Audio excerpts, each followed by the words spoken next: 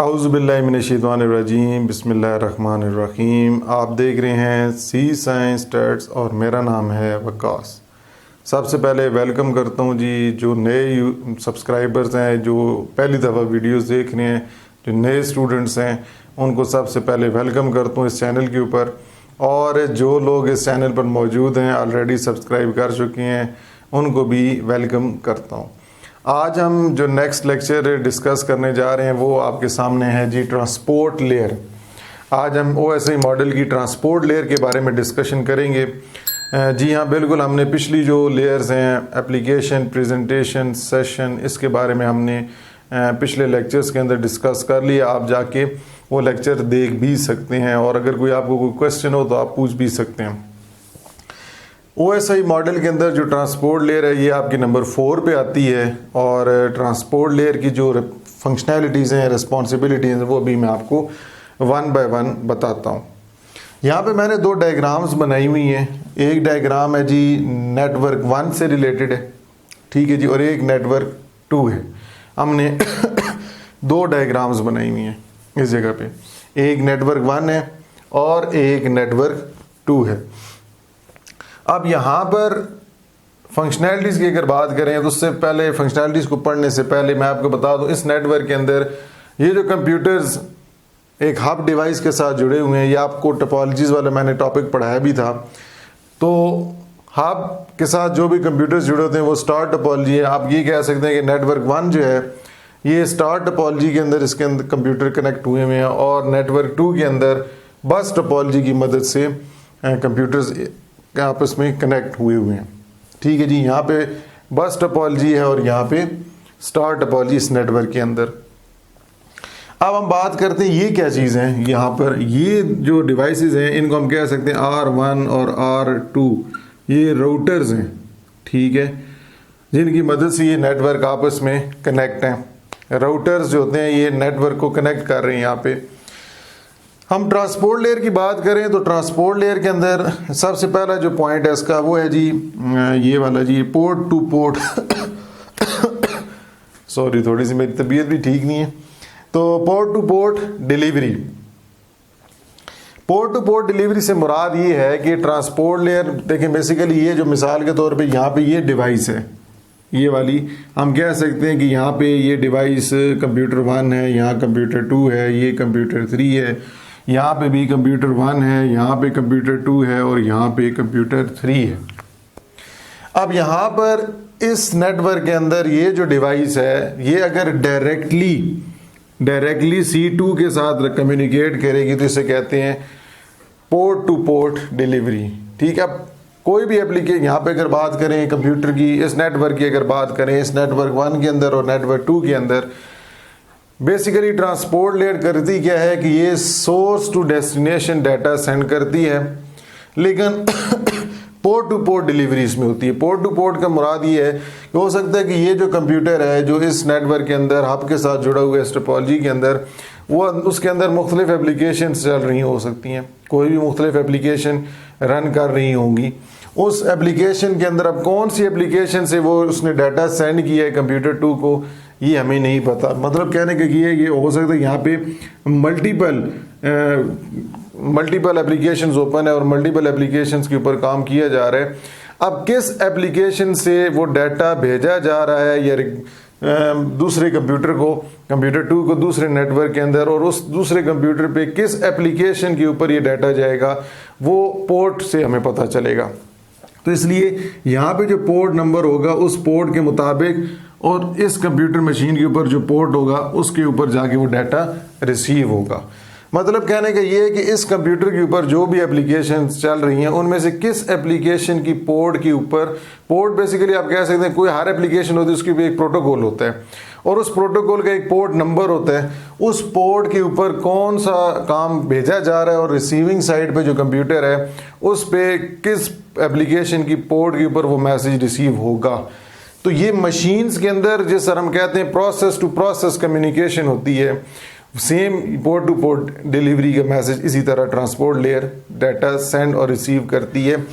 Transport layer क्या करती है, इस मशीन के ऊपर जो आपका प्रोसेस चल रहा है वो उसका डाटा कंप्यूटर टू मशीन जो है उसके ऊपर जो आपका जो एप्लीकेशन होगी उसके ऊपर वो डाटा सेंड कर दिया जाएगा। तो ये होता है जी पोर्ट टू पोर्ट डिलीवरी। अब रिलायबिलिटी के बारे में अगर हम पढ़ने जाएंगे तो रिलायबिलिटी को समझने से पहले हमें एक चीज़ पता होनी चाहिए कि ट्रांसपोर्ट लेयर के ऊपर जो प्रोटोकॉल यूज़ होता है वो है जी TCP, ट्रांसमिशन कंट्रोल प्रोटोकॉल। जी हाँ, इस ट्रांसपोर्ट लेयर के ऊपर ये TCP प्रोटोकॉल यूज़ किया जाता है। अब इसका क्या काम होता है, अभी हम इसको रिलायबिलिटी के अंदर पढ़ते हैं। देखिए, रिलायबिलिटी से मुराद ये है कि ये जो हमने कहा कि जी यहाँ पे ट्रांसपोर्ट लेयर क्या करती है, इस साइड पे ये जो मशीन है इसके अंदर कोई भी डाटा जो आप सेंड कर रहे हैं वो किसी पोर्ट से जा रहा है, पोर्ट टू पोर्ट जा रहा है। अब उस पोर्ट से जो डाटा उस पोर्ट पे जाएगा वो किस तरह जाएगा, डाटा बेसिकली ट्रांसपोर्ट लेयर पे जाता है सेगमेंट्स की फॉर्म में। ये आगे मैंने आपको पॉइंट बताना भी था, सेगमेंटेशन, जो कि अभी आपको इस साथ बता देता हूँ। सेगमेंटेशन होता है कि मिसाल के तौर पे जो एप्लीकेशन लेयर से और प्रेजेंटेशन लेयर से डाटा आ रहा है बेसिकली वो बहुत ज़्यादा बिट्स की तादाद में होता है। ठीक है, वो डाटा आपका बहुत ज़्यादा बिट्स की तादाद में होता है। उसको फिर आगे ये TCP, ट्रांसमिशन कंट्रोल प्रोटोकॉल, इसके साथ एक और प्रोटोकॉल होता है UDP, यूजर डाटाग्राम प्रोटोकॉल। इसकी बुनियाद पर वो जो लार्ज अमाउंट ऑफ मैसेज आ रहा होता है उसको पैक सेगमेंट्स की फॉर्म में डिवाइड किया जा रहा होता है। ठीक है, उस मैसेज को स्मॉल सेगमेंट्स की फॉर्म में डिवाइड किया जा रहा होता है और उसके बाद आगे फर्दर भेजा जाता है। तो यहाँ पे हम रिलायबिलिटी की अगर बात कर रहे हैं तो मिसाल के तौर पे इस कंप्यूटर ने दो सेगमेंट्स सेंड किए हैं, तो रिसीविंग साइड पे भी 2 सेगमेंट्स ही रिसीव होने चाहिए।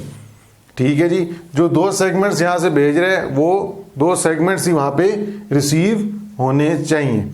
अब रिलायबिलिटी आपको ये कौन प्रोवाइड करता है, ये ट्रांसपोर्ट लेयर आपको इसके ऊपर ट्रांसपोर्ट लेयर के ऊपर आपको TCP, ट्रांसमिशन कंट्रोल प्रोटोकॉल, ये आपको रिलायबिलिटी फराहम करता है। मतलब TCP की मदद से डिलीवरी ऑफ डाटा को यकीनी बनाया जा रहा होता है कि जितना आप सेगमेंट्स भेज रहे हैं उतने ही सेगमेंट्स आप रिसीव करेंगे।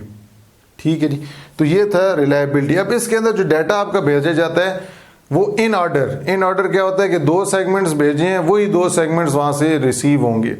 ठीक है, मिसाल के तौर पे आपको एक एग्जांपल में बताता हूं कि आप 1 2 3 कीबोर्ड से प्रेस करते हैं तो स्क्रीन के ऊपर भी आपको 1 2 3 ही डिस्प्ले होता है कि जिस तरह आपने इनपुट किया है उसी तरह आपको स्क्रीन पर आउटपुट डिस्प्ले करके दिखाया जा रहा है। इसे कहते हैं इन ऑर्डर। जिस ऑर्डर में आपने सेगमेंट्स भेजा है उसी ऑर्डर में आपको वो सेगमेंट रिसीव होंगे। लेकिन सेंडर साइड पे क्या होता है कि ट्रांसपोर्ट लेयर जो सेंडिंग डिवाइस होती है वो लार्ज मैसेज जो सेगमेंट्स में उसको डिवाइड करती है और उसको फिर सेंड करती है ब्रेक करके। रिसीविंग साइड पे ट्रांसपोर्ट लेयर उन सारे सेगमेंट्स को रीअसेंबल करती है और फिर उसके साथ एरर चेक करती है कि कहीं एरर तो नहीं है। भी आगे आपको बताना भी था, एरर कंट्रोल भी चेक किया जाता है सेगमेंट्स के ऊपर। अब ये बात वहां से निकल ही गई है तो पढ़ लेते हैं इसके बारे में भी। अब यहाँ पे वो कह रहे हैं कि जी एरर कंट्रोल भी किया जाता है सेगमेंट्स के ऊपर। मतलब कहने का ये है कि जब आप सेगमेंट सेंड करेंगे तो ये भी तो हो सकता है कि वो सेगमेंट ड्यूरिंग कम्युनिकेशन प्रॉब्लम्स, कुछ ट्रांसमिशन मीडियम के अंदर वो मसला आ जाए तो उसके अंदर फिर आपको सेगमेंट्स को चेक करना पड़ता है कि क्या वो सेगमेंट जो भेजे गए थे उसको सही डिलीवर हुए भी हैं या नहीं। आप इस कह सकते हैं कि एरर कंट्रोल करने के लिए यहाँ पे और भी और ऑप्शन होती हैं, लेकिन यहाँ पे चेक सम का मेथड एक इंट्रोड्यूस किया गया है।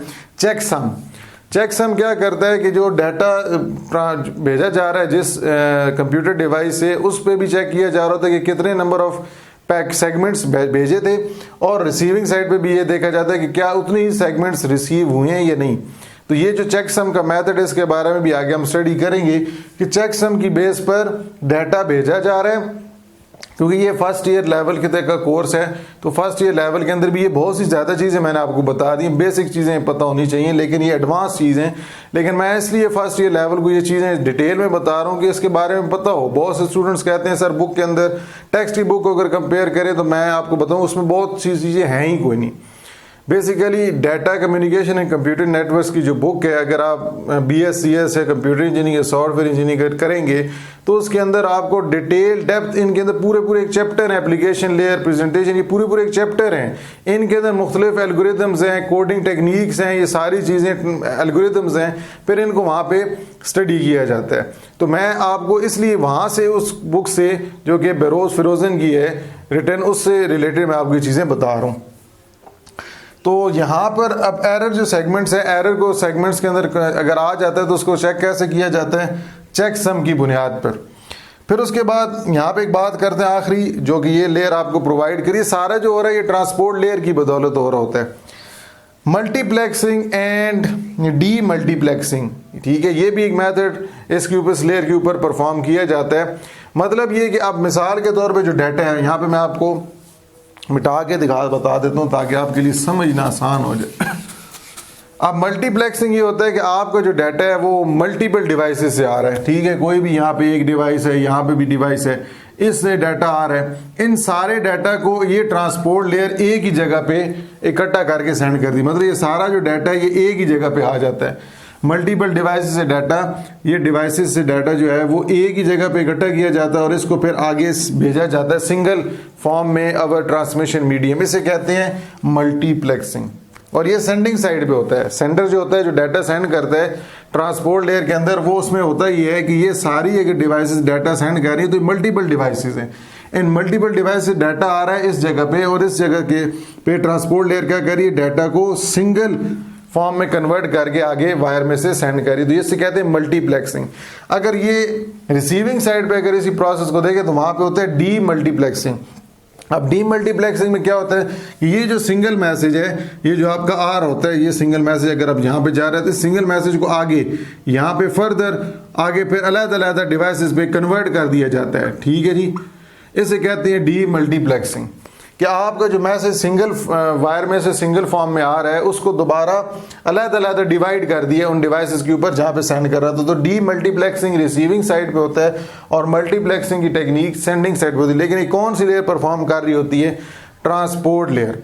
तो ये था जी आज का टॉपिक जो बेसिकली ट्रांसपोर्ट लेयर से रिलेटेड था। इसमें एक समराइज अगर इस टॉपिक को करें तो दोबारा मैं आपको ये बताऊंगा कि ट्रांसपोर्ट लेयर जो डाटा है वो पोर्ट टू पोर्ट सेंड करती है, और इसके अंदर जो पोर्ट टू पोर्ट कनेक्शन होता है हम कह सकते हैं कि उसको हम प्रोसेस टू प्रोसेस कम्युनिकेशन भी कहते हैं, जिसकी मदद से एक मशीन के अंदर मल्टीपल प्रोसेसेस चल रहे होते हैं और उनमें से किसी प्रोसेस से ये रिक्वेस्ट की जाती है दूसरी मशीन के किसी भी प्रोसेस को, ठीक है, एक मशीन के अंदर मुख्तलिफ मल्टीपल प्रोसेसेस चल रहे होते हैं और उनमें से किसी एक प्रोसेस को रिक्वेस्ट की जा रही होती है या डाटा सेंड किया जा रहा होता है, तो वो ट्रांसपोर्ट लेयर की मदद से किया जाता है। फिर इसके अंदर रिलायबिलिटी चेक की जाती है कि वो कितना मैसेज जा रहा है, मैसेज कितनी तेज़ी से जा रहा है, मैसेज का साइज़ कितने सेगमेंट्स में आ रहा है। जो रिसीविंग डिवाइस होगी वो प्रॉपरली वहाँ पे एक आपको विंडोज़ ऑप्टिमाइज़र के भेजेगी ये बताने के लिए कि क्या जो डाटा भेजा जा रहा है, क्या मुझे इतना डाटा चाहिए, मेरे पास इतनी कैपेसिटी है डाटा को रिसीव करने की,